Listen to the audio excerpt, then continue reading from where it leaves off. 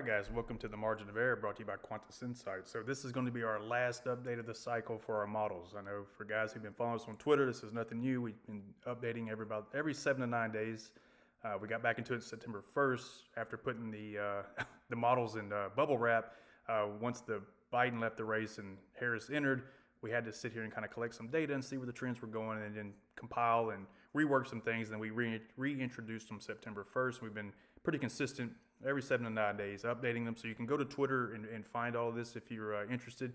But here is our last projections of the election. So we jump right into it. So what we have here is the electorate model, which is, again, driven off demographics. We have Harris performing better than Trump. That seems to be the average. This is their center tendency.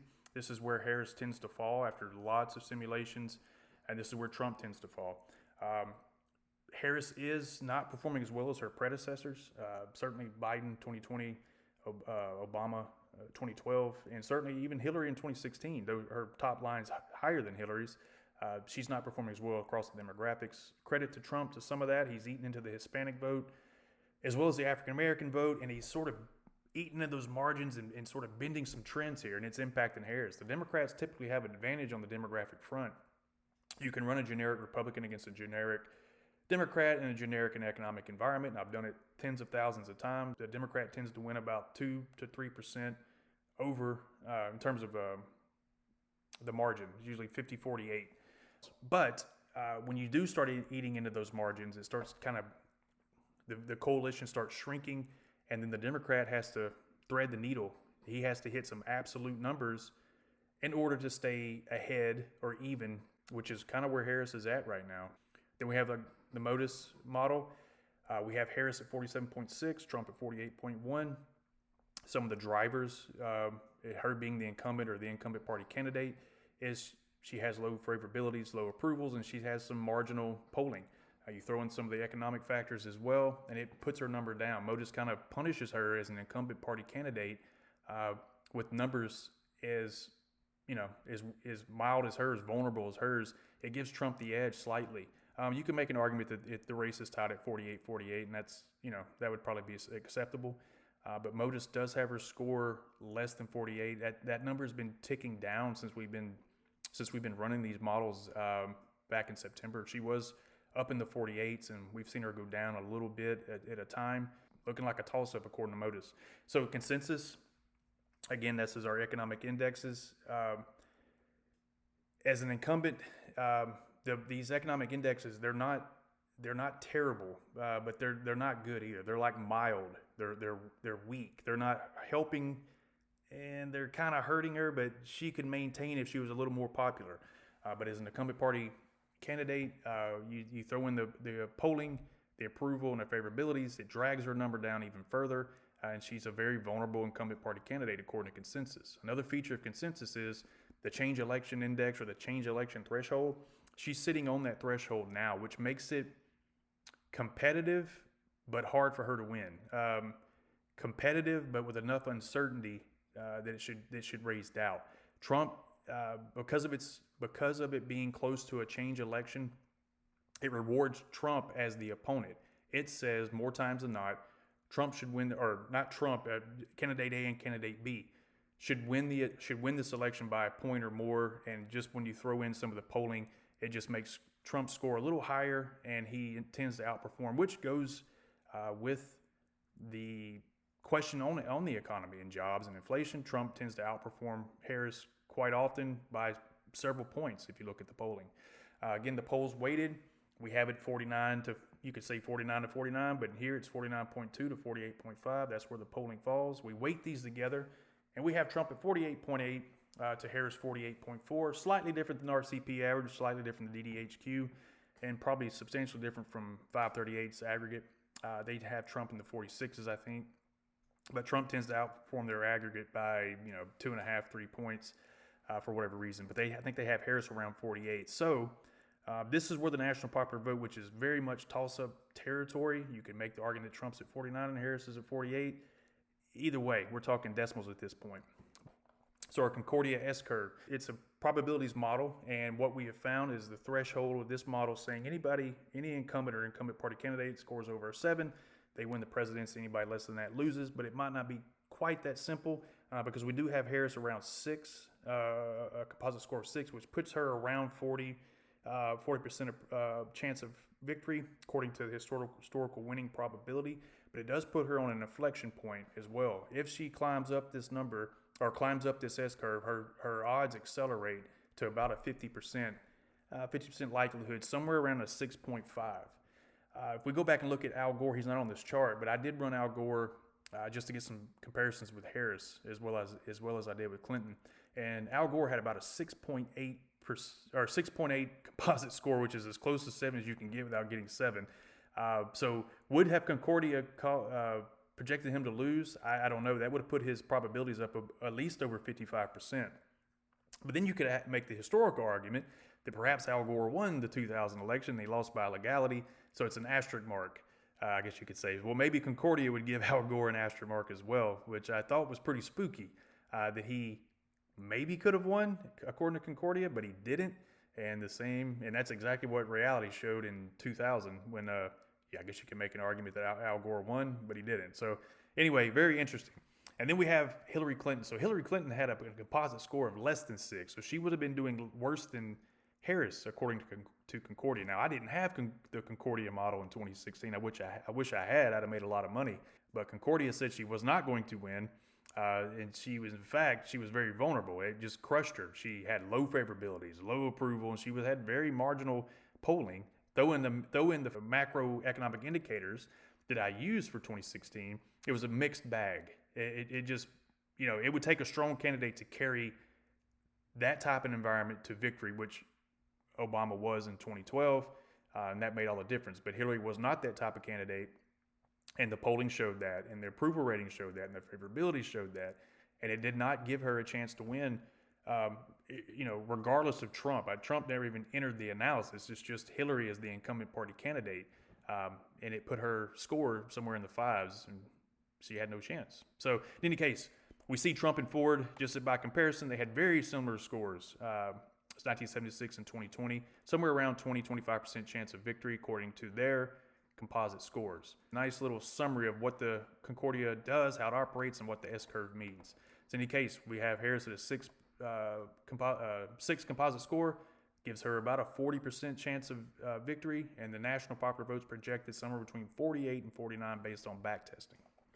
So we take all this together, and our combined models, our probability, puts it somewhere in the neighborhood of 65 to 35. Granted, Concordia says 40. We say 35 when we combine all this and weight them together. We do have 312 electoral college votes for Trump and 226 for Harris, but there's a caveat to that, and we'll get in that in just a second. But as you can see, our models have been pretty consistent since September 1st. We had, Trump at 61, and we had this nice little surge.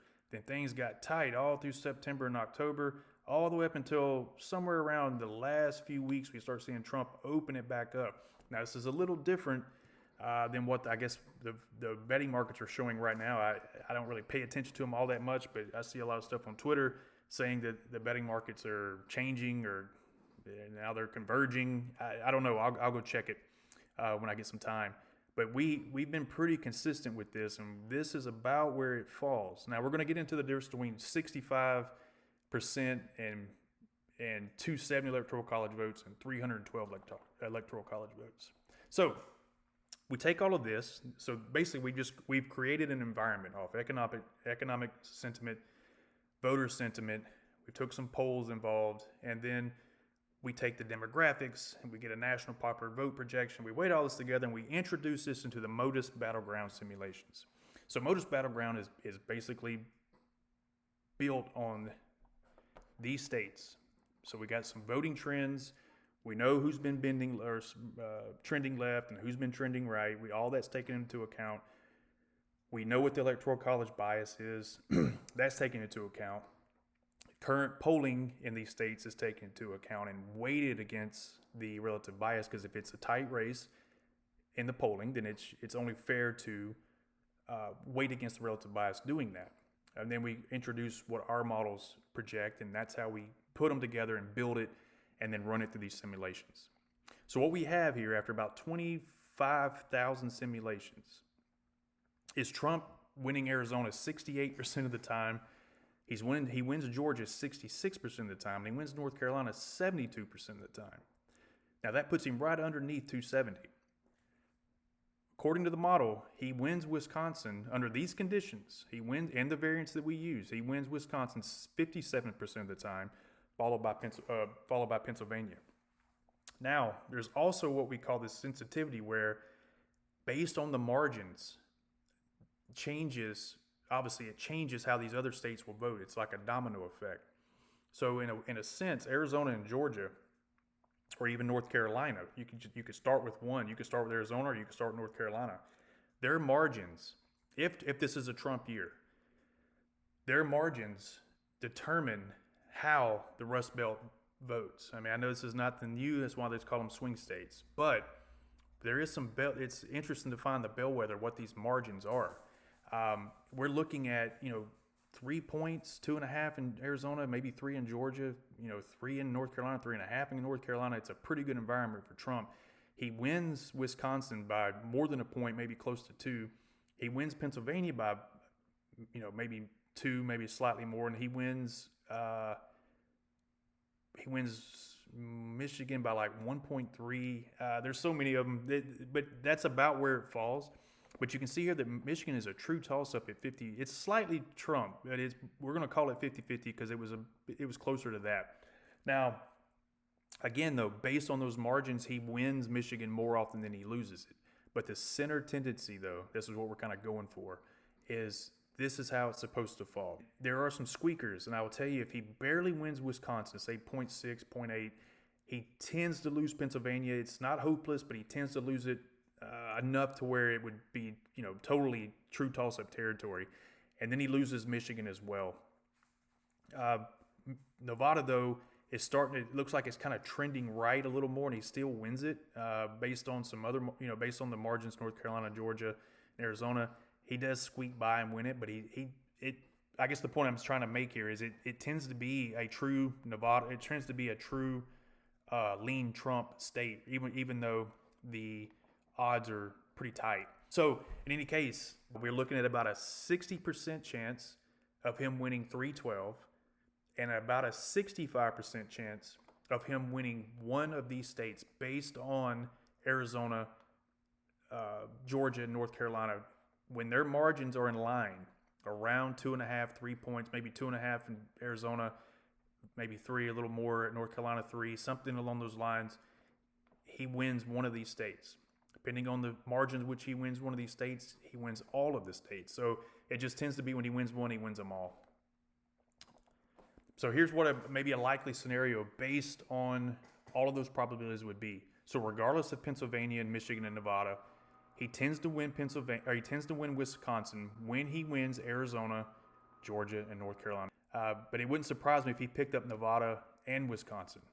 That's because Nevada just seems to be leaning Trump in all the simulations. All right, guys. So this was the final update. Doesn't mean we're getting out of this business. We're just getting started. We started polling in June, but it has been an absolute blast. It's been a busy 365 days because we've been at it since November. We've had a ton of fun. The Twitter interactions and kind of growing that over there and meeting a lot of different personalities and getting some good content back and forth. It's been a real blast. We got the pleasure of doing this. We got the pleasure of joining this this industry and this space, and we look forward to a lot more. So, in any case, guys, take care. It's been fun, and enjoy Election Day, and certainly enjoy Election Night. Bye.